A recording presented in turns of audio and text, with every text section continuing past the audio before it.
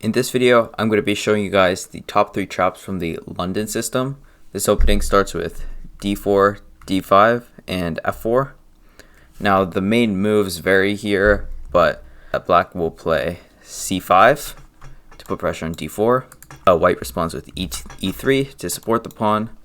Black will go in with queen to b6. Now the idea behind queen to b6 is pretty obvious, targeting b2. It's kind of awkward to guard this pawn. White really doesn't want to play like b3 because then the structure is damaged, the dark squares are weakened.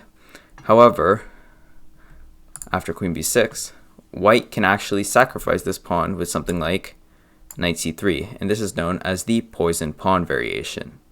Because if black takes, it is almost instantly winning for white.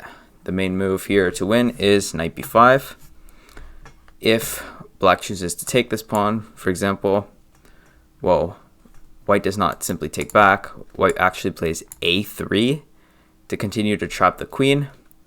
And now you can see like the queen has no moves, and it's just a matter of getting the queen under attack. So for example, if black tries to take, well, bishop takes, and then bishop d4 is the threat, as well as knight to c7. So for example, if black tries to guard knight to c7 with like knight to a6, again, just bishop d4, and the queen is in fact trapped, and the computer puts this position at +5.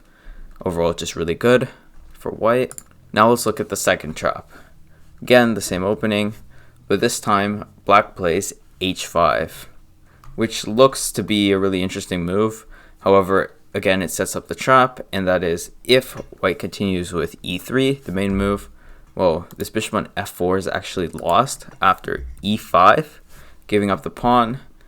If white takes it with, for example, the bishop, then f6, bishop drops back, g5, bishop drops back again, and h4, bishop's trapped. The other response after e5 is d takes, but then again, something similar is g5, bishop g3, and h4. Either way, white has the bishop trapped very quickly, and the position is completely winning for black.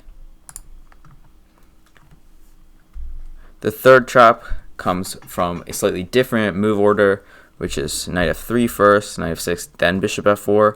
But again, same thing as before, c5. But in this case, rather than playing e3, white can actually play c3, which is very interesting. It's kind of more of like a French structure. Again, queen b6 like before. In this case, this isn't actually a poison pawn, meaning white needs to guard this, simply because the pawn on c3, black should be able to take the pawn and just drop the queen back. But one move to defend this pawn is queen to b3, and this also attacks this pawn at the same time.